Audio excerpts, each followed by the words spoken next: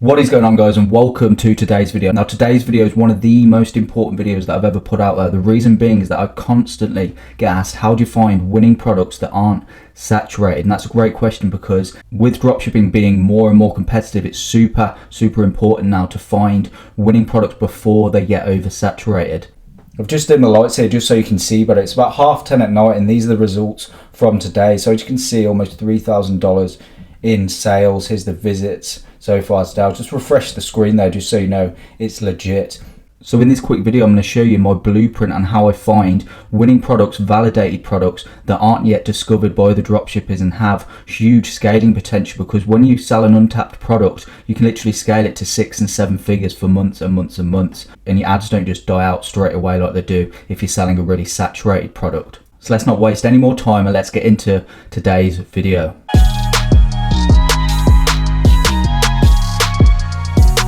Okay, so before we get into my actual blueprint on how I find unsaturated winning products, I'm just going to cover these few points here really quickly, because it's super important that you understand this, and it will make you a lot better at product research if you understand these few points here. So just copying viral ads and products, so if you're using some software to go and find like ads that are going viral, or looking on your newsfeed and finding viral ads, this used to work back in like 2017 or 2018. However, it doesn't work as well now, especially coming into 2020. And the reason for this is that literally there's tens of thousands of other dropshippers seeing the same sorts of products flowing through their newsfeed. And yes, they may be like going viral and have thousands of comments and stuff. And it doesn't mean you can't be successful by just swiping those products. However, what you've got to remember is that so many other dropshippers are doing the exact same thing.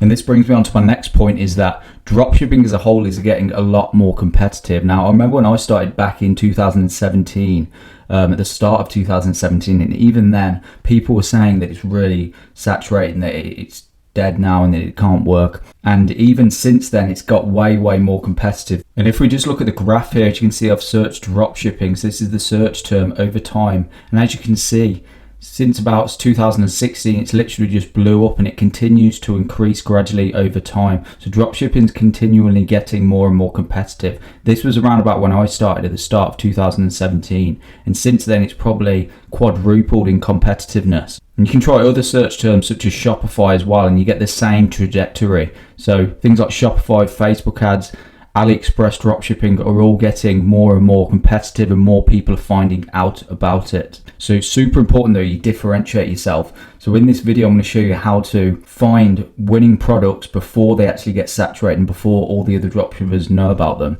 So the goal and the purpose of this video is to find in-demand products. And what I mean by in-demand products is ones which lots and lots of customers want, and there's a big market for them. However, there's low supply.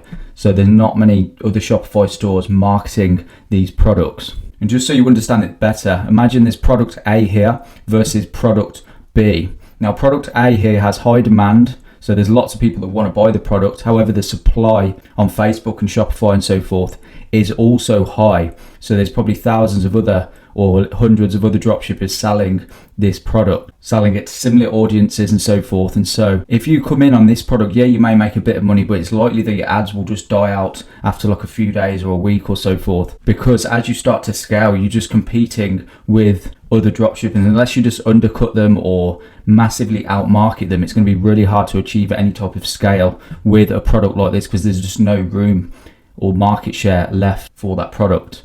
However, if you take product B here as an example, the demand is just as high, so lots and lots of people want to buy the product. However, the supply on Facebook ads is really low, and not many Shopify stores are marketing this product. So if you jump in here, you have much more room to scale, because there's much less competition. Now, can you be successful selling saturated products? Of course you can. If you outmarket your competition, or you just get lucky and your ad just goes viral, of course you can. However, you stand a lot higher chance of success if you find products which are winning products but have low supply and there's not much competition. Now, that doesn't mean just go to AliExpress and find products with like no orders or anything that like literally nobody even wants to buy. That's not what I'm saying. You want to find products which have winning potential, which aren't yet discovered by many other dropshippers. So I'm going to show you exactly how to do that in this video.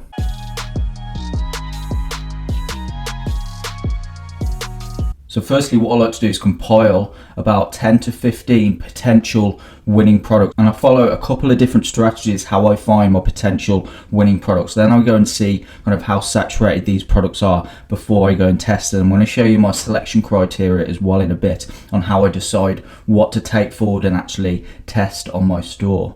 So the first way, I like to just scroll through my newsfeed and just see what potential winning products out there. And I know I said earlier, a lot of these products can be quite saturated. However, you can sometimes find some really nice products. So I'm just going to scroll through and see what's available. And what I do is when I find a potential winning product, I don't think this is a dropshipping product, I'm not quite sure. However, when I do, I just click these three little dots here and just save it down here.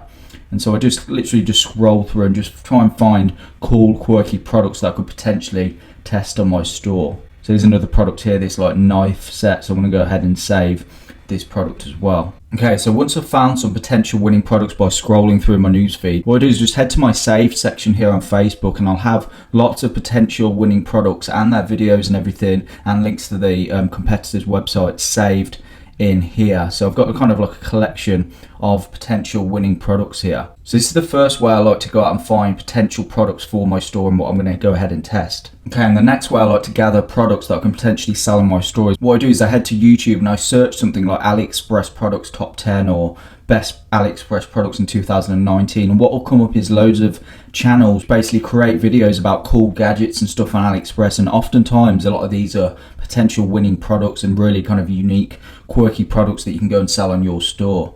And essentially what I'll do is I'll just check out a few of these videos, ones which look cool, and just find some unique products that I can potentially sell on my store.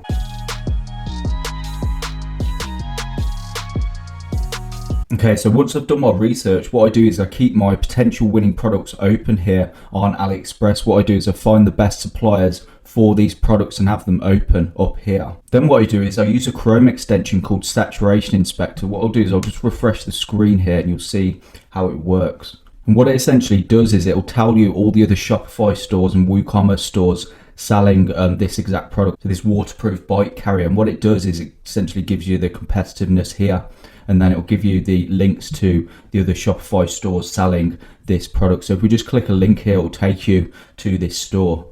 So as you can see, you can clearly tell this is a Shopify store. So they're selling it for $20. So it's a great way to just see what other stores are selling this product for. So what I essentially do is just do this analysis for all my products, just so I can see how competitive each product is before I decide which product to actually take forward and test. So we just have a look at this one here. As you can see, there's less competition for this product. We just check out some of the stores here. So as you can see here, they're selling it for $50 here. So it's probably a decent margin on this product. Okay, so once I've done that for each and every product that I may go forward and test, what I do is click this little products tag here, and what it does is it lists all the products that I've analysed, and you can actually sort it by how competitive they are based on the number of Shopify stores selling this product. So if I just click sort here, here's high to low. So the most saturated one would be this baby item here. That's quite usual for baby products because it is a very competitive niche. And then there's this like mat here, this massager mat, and the least saturated one is this waterproof MP3 player. So what I'd normally do is I'd actually use more products. I'd probably get like 20 different products and just analyze them and just see which ones have potential and which ones are kind of relatively untapped compared to the rest of the products. And this is a great way to just find products which are winning products and are proven products because they're winners for other stores but aren't yet kind of overly saturated and they're not sold by literally hundreds of other stores. Now if we just take a really saturated product as an example here, so this posture corrector, you'll be able to see that there's probably loads of other stores. Yeah, it says fully saturated, over 270 different Shopify stores selling this product. So products like this I probably wouldn't go forward and test, because although it's a winning product, there's just huge competition, because if you're all running similar ads, the same product to similar audiences, it's going to be really hard to scale your ads with a product like this. Now you can still be successful, but the chances are much lower than a product. So if we go to the product section here, then if we just sort it low to high, then like a product like this waterproof MP3 player, because there's a lot less competition.